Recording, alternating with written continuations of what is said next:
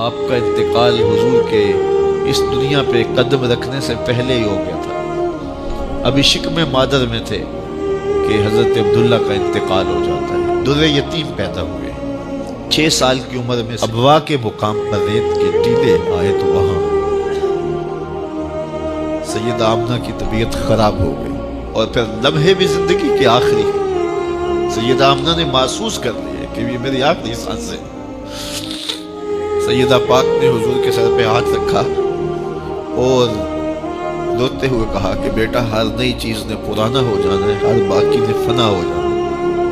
میں بھی جا رہی ہوں، وَذِكْرَ بَاق وَوَلَدْتُ طُهْرًا، لیکن میرا ذکر نہیں مٹے گا، اس لیے کہ تیرے جیسا ستھرا بیٹا چھوڑ کے جا رہی ہوں۔ یہ آخری لفظ تھے سیدہ پاک کے کہ سیدہ آمنہ سلام اللہ علیہا کا انتقال ہو گیا۔ خیر، حضور ماں سے لپٹ گئے، امی آپ آگے بولتی نہیں ہیں، لیکن خاموش ہو گیا تھا چمن بولتا۔ حضور نے وہیں پھر اپنی ماں کی تدفین کی۔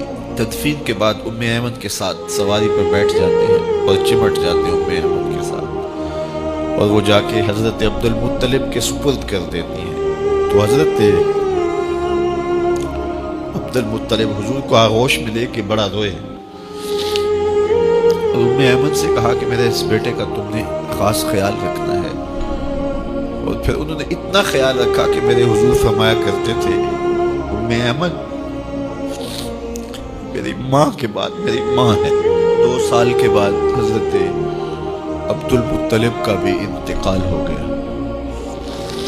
ابن حشام کے یہ لفظ سینہ چیرتے ہیں کہ جب امیر قریش کا جنازہ اٹھا تو سارا مکہ جنازے کے لیے امڑ آیا، لیکن لوگوں نے 8 سال کے ایک بچے کو دیکھا جو دیواروں سے لپٹ لپٹ کے رو رہا تھا۔ آج یہ سہارا بھی چھن گیا تھا۔ پھر چچا کی کفالت میں آئے، پھر ایک وقت آیا کہ وہ بھی اس دنیا کو چھوڑ گئے، اور اسی سال حضور کی اہلیہ کا انتقال بھی ہوا، اور اس سال کا نام عام الحزن، دکھوں کا سال رکھا۔ اہل مکہ نے جو سلوک کیا وہ کسی سے بھی مخفی نہیں ہے۔ پتھر مارے، گڑھے کھودے، کانٹے بچھائے، اجریاں ڈالی، اپنے گھروں کے کوڑے لا کے حضور کے گھر کے سامنے رکھ دیے۔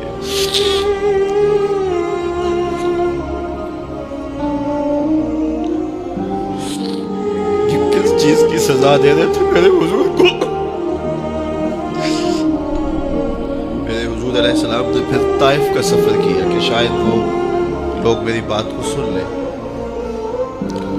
لیکن انہوں نے جو دردناک سلوک کیا وہ بھی تاریخ کا ایک انتہائی دردناک باب ہے۔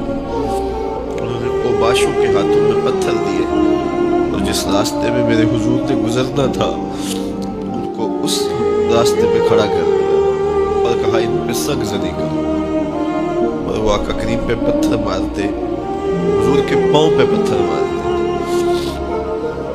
آقا کریم علیہ السلام پاؤں اٹھاتے تو وہ دوسرے پاؤں پہ مارتے، پھر حضور شدت درد سے بیٹھ جاتے تو ان کے 2 غنڈے دائیں بائیں سے آگے بڑھتے اور حضور کو کندھوں سے پکڑ کے اٹھاتے، پھر سنگ باری کرتے۔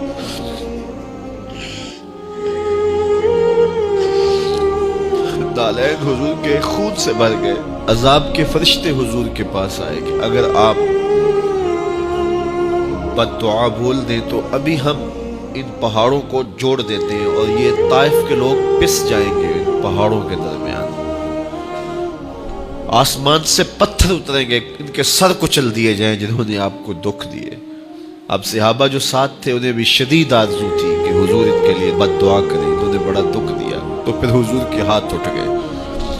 صحابہ کا خیال یہ تھا کہ ابھی حضور کی زبان کھلے گی اور بد دعا کے لفظ نکلیں گے اور یہ پیس دیے جائیں گے، لیکن جب وہ لب کھلے، وہ پتلی پتلی گلے قدس کی پتیاں، وہ لبہائے دور جب کھلے تو لفظ کیا تھے؟ اے اللہ میری قوم کو ہدایت دے دے، یہ مجھے جانتے ہیں، اور کہا کہ مجھے ان کی نسلوں سے ایمان کی توقع